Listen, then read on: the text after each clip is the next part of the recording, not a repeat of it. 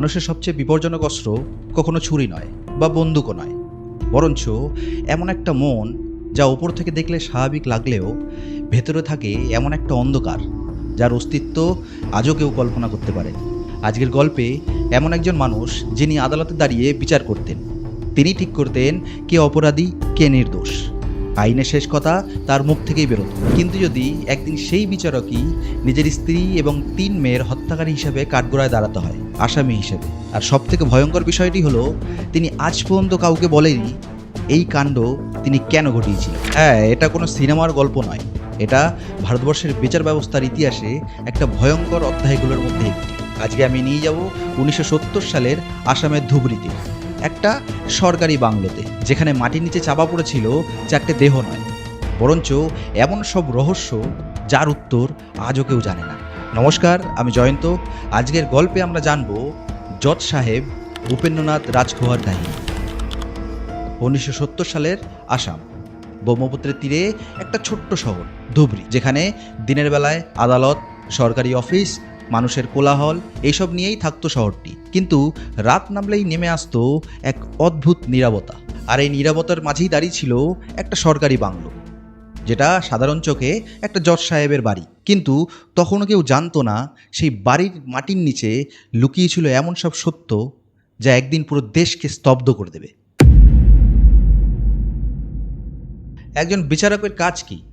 প্রমাণ দেখা, সত্যতা যাচাই করা, তারপর অপরাধীকে শাস্তি দেওয়া। উপেন্দ্রনাথ এই কাজটাই সারা জীবন করে এসেছেন তার ক্যারিয়ারে। তিনি বহু মামলায় রায় দিয়েছেন, অনেকের ভাগ্য নির্ধারণ করেছেন। তার আইনের প্রতি জ্ঞান ও এক্সপিরিয়েন্সের জন্য তার সহকর্মীরা তাকে সম্মানও করতেন। কিন্তু কেউ কল্পনাও করতে পারেনি একদিন সেই মানুষটিকেই দাঁড়াতে হবে কাঠগড়ায় আসামি হিসেবে। যাই হোক, এইবার গল্পে আসি। উপেন্দ্রনাথের পরিবার ছিল খুবই ছোট। তার স্ত্রী আর 3 মেয়ে। তার স্ত্রী পুতুলি রাজখোয়া, 3 মেয়ে নির্মালী, জোনালী আর সব থেকে ছোট রূপালী। 3 জনই পড়াশোনায় খুবই ভালো। পাশের লোকেরা বলতেন জজ সাহেবের পরিবার খুবই ভদ্র, বাড়িতে কোনো অশান্তি দেখা যেত না, কোনো অভিযোগও শোনা যেত না, সব কিছু যেন একেবারে স্বাভাবিক, অন্তত বাইরে থেকে। 1969 উপেন্দ্রনাথ রাজখোয়া ধুবড়িতে জেলা এবং সেশনস জাজ হিসেবে যোগ দেন। ওঠেন সেই সরকারি বাংলোতে।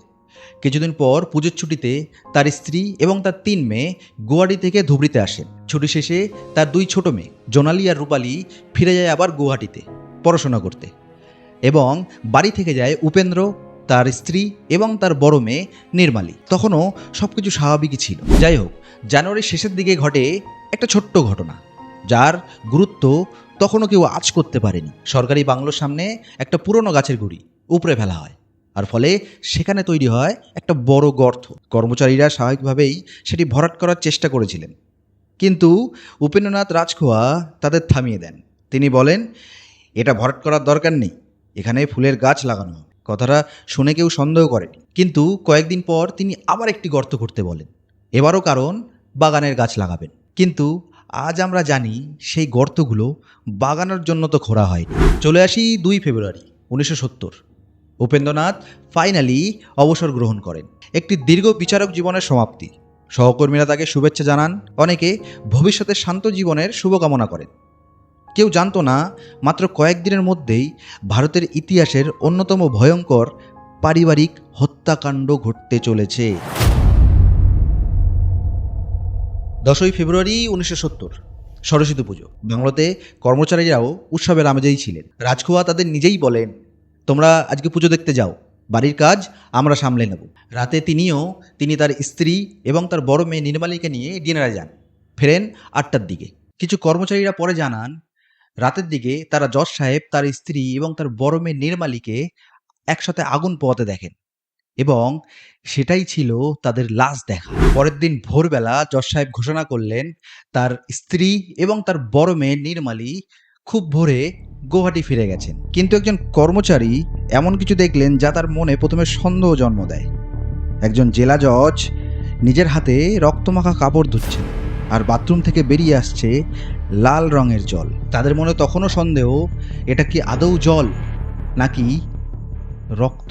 চলে যায় তার ঠিক পরের দিন, 11 ফেব্রুয়ারি 1970। ধুবড়ির সেই সরকারি বাংলোতে সকাল নেমেছে, সূর্যের আলো উঠেছে ঠিকই, কিন্তু বাড়ির ভেতরে এমন কিছু ঘটে গেছে যার কথা তখনও কেউ জানতো না।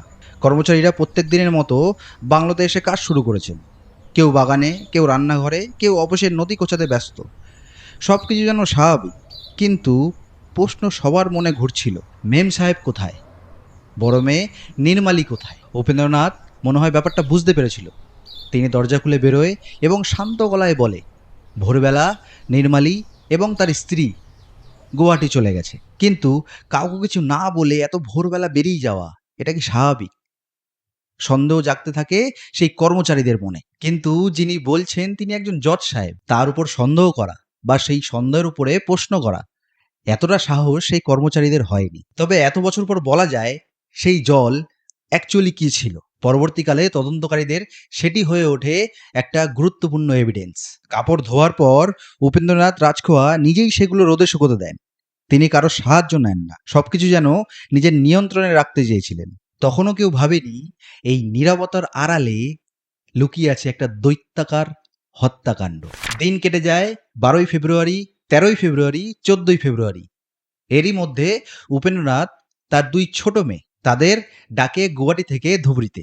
যদি সত্যি তার স্ত্রী ও বড় মেয়ে কোথাও বেড়াতে যেতেন, তাহলে কি তিনি এমন স্বাভাবিকভাবে বাকি দুই মেয়েকে বাড়িতে ডাকতেন?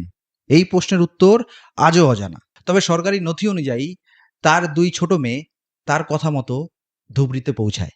এতটা গল্প শোনার পর মনে হতেই পারে তিনি তার দুই ছোট মেয়েকে ডাকার পর হয়তো হত্যা করে ফেলেছিলেন, কিন্তু সেটি না।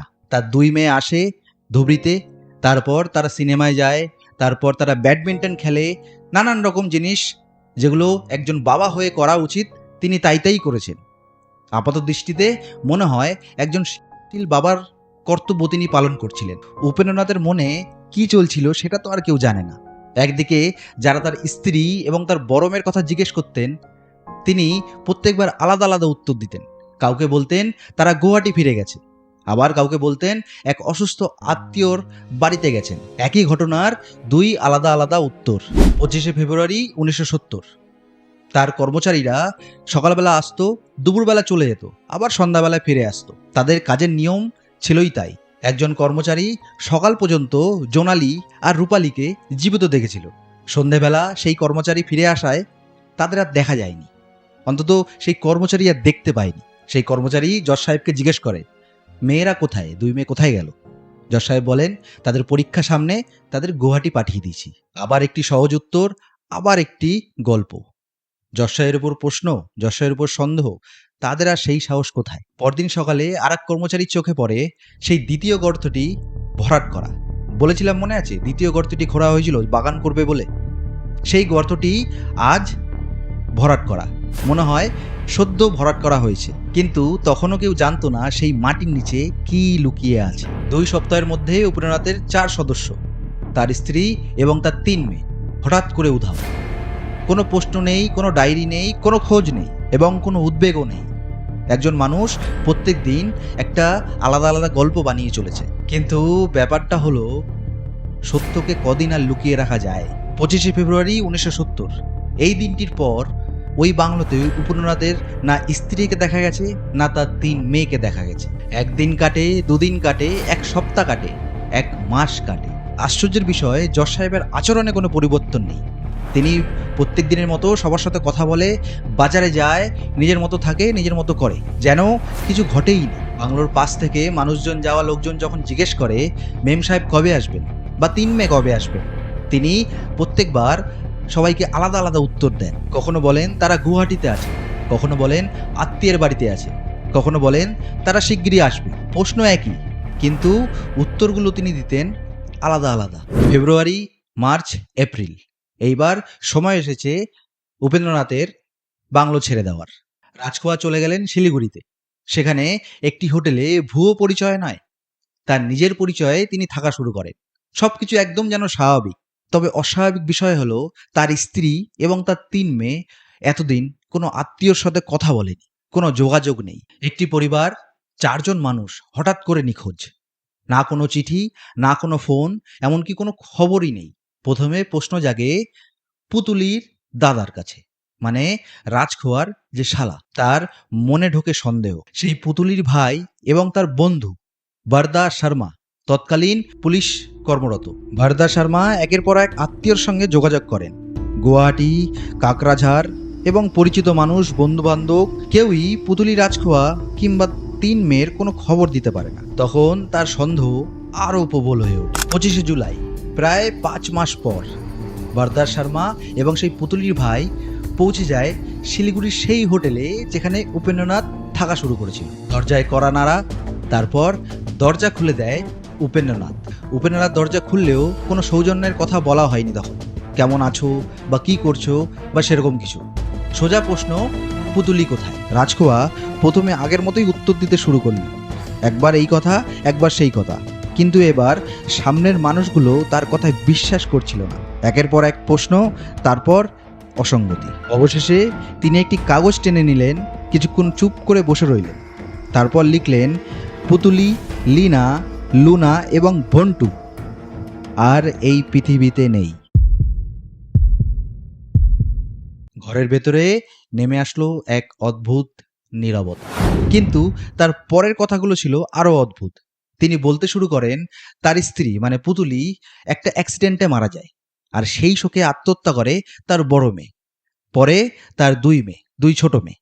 আর সেই বডিগুলো তিনি ফেলে আসেন ব্রহ্মপুত্র নদীতে। তিনি তো তার কথা বললেন, অপোজিটে যারা দাঁড়িয়ে ছিল তারা সেই কথা বিশ্বাস করতে পারেননি। তখন সেই ভারদাস শর্মা মানে পুলিশটি উপেন্দ্রনাথকে বলেন, ঠিক আছে চলুন, দেখাবেন কোথায় লাশ ফেলেছেন।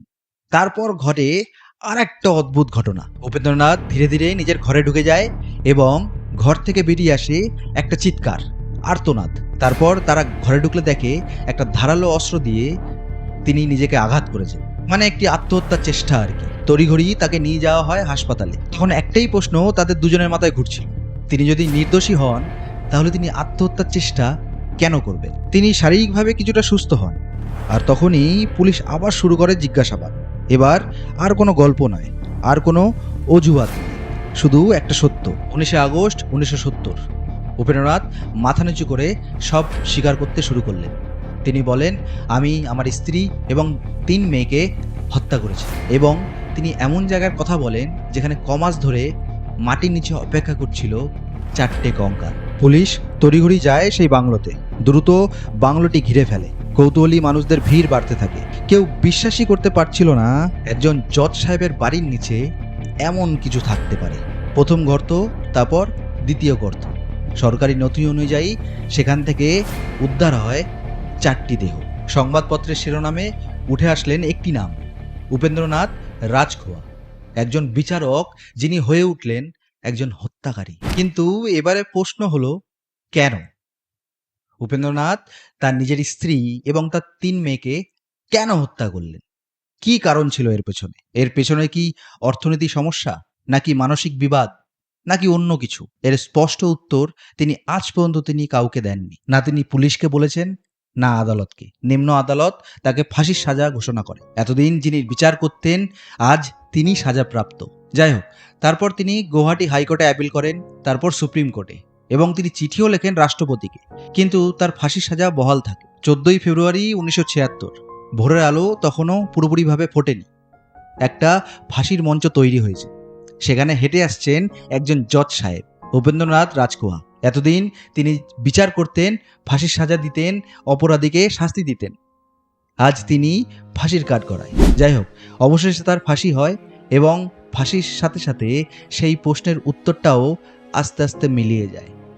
কেন? তিনি কেন খুন করেছিলেন তার স্ত্রী এবং তার 3 মেয়েকে? এই প্রশ্নের উত্তর তার সাথেই চলে যায়। যাক, আমার গল্পটা যদি ভালো লাগে তাহলে লাইক করবেন, সাবস্ক্রাইব করবেন। ভুল ত্রুটি অবশ্যই মার্জনা করবেন, কারণ প্রথম একটু ভুল তো হতেই পারে। অবশ্যই মাফ করবেন, অবশ্যই সাবস্ক্রাইব অ্যান্ড লাইক করবেন। নমস্কার, আমি জয়ন্ত। দেখা হচ্ছে পরের একটা ভিডিওতে। নমস্কার।